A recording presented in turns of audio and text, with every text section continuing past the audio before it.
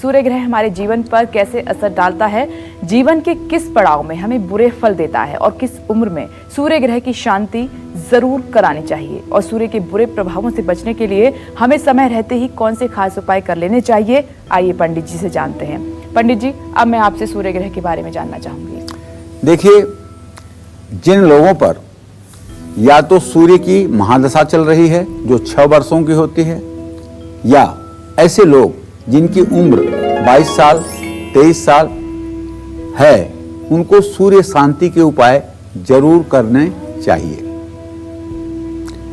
जिन लोगों की जन्म कुंडली में सूर्य खराब है, खराब कैसे होगा?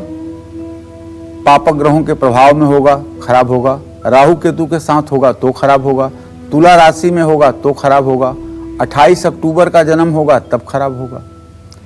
तो राहु और शनि के साथ अगर सूर्य है तो ऐसे लोगों को उम्र के 18वें 19वें या 20वें साल में सूर्य बहुत बुरे परिणाम देता है। कई बार तो ऐसे लोग के लिए सूर्य मारक की तरह काम करता है। लेकिन एक बात सभी दर्शकों को बताना चाहूंगा कि चंद्रमा और सूर्य ये 2 ग्रह कभी किसी को मारते नहीं हैं। अगर आप चाहे जितने लाख लोगों की जन्म कुंडली का अध्ययन कर लीजिए, ना तो कोई चंद्रमा के अंतर में, ना तो प्रत्यंतर में, ना तो प्राण दशा में कभी कोई नहीं मरा होगा।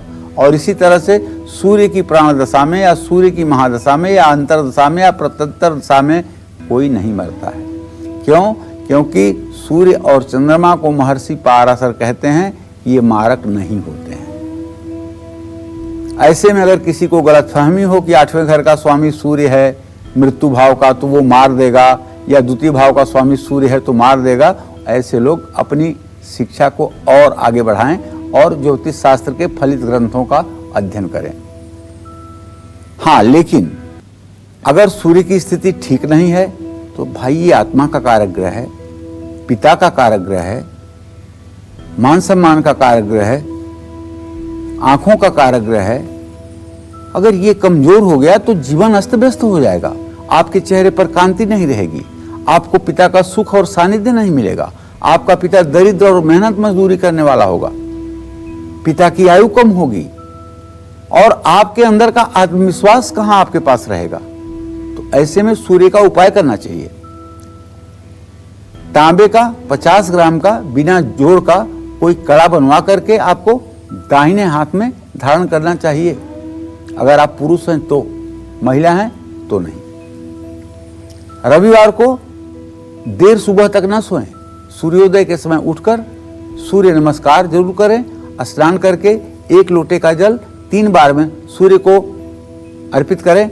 ओम ब्रह्म स्वरूपिणे सूर्य नारायणाय नमः। ओम ब्रह्म स्वरूपिणे सूर्य नारायणाय नमः। ओम ब्रह्म स्वरूपिणे सूर्य नारायणाय नमः। बहुत से मेरे दर्शक पूछते हैं कि पंडित जी पूजा पाठ की विधा नहीं मालूम है तो कैसे बताइए। तो देखिए, आप सुबह उठ गए, नहा लिए, एक तांबे के लोटे में आपने पानी ले लिया, उसमें थोड़ा सा रोली डाल लीजिए, थोड़ा सा चावल डाल लीजिए और थोड़ा सा लाल फूल डाल लीजिए और सूर्य के सामने खड़े होकर के अपने सर के सीधे में, अपने चेहरे के सीधे में लोटा लेकर के 3 बार में धीरे धीरे उस जल को जमीन पर आप सूर्य के लिए समर्पित करिए। अब ये मत डरिए कि जमीन पे पानी गिर रहा है तो आपके पैरों पे छींटा पड़ रहा है तो अशुभ हो गया।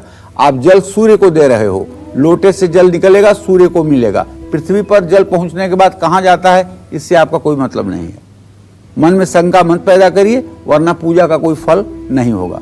हाँ, पानी में गुड़ आप तब डाल सकते हैं जब तांबे का बर्तन न हो, पीतल का लोटा हो, कांसे का लोटा हो या स्टील का लोटा हो, तब आप डाल सकते हैं गुड़ या चीनी या शहद। यह ध्यान रखिएगा, हर रविवार को थोड़ा सा गुड़ या मिठाई दक्षिणा के साथ किसी धर्म स्थान में देना चाहिए। आदित्य हृदय स्तोत्र का पाठ करना चाहिए और हर रोज अपने बुजुर्गों के पैर छूकर आशीर्वाद लेने चाहिए।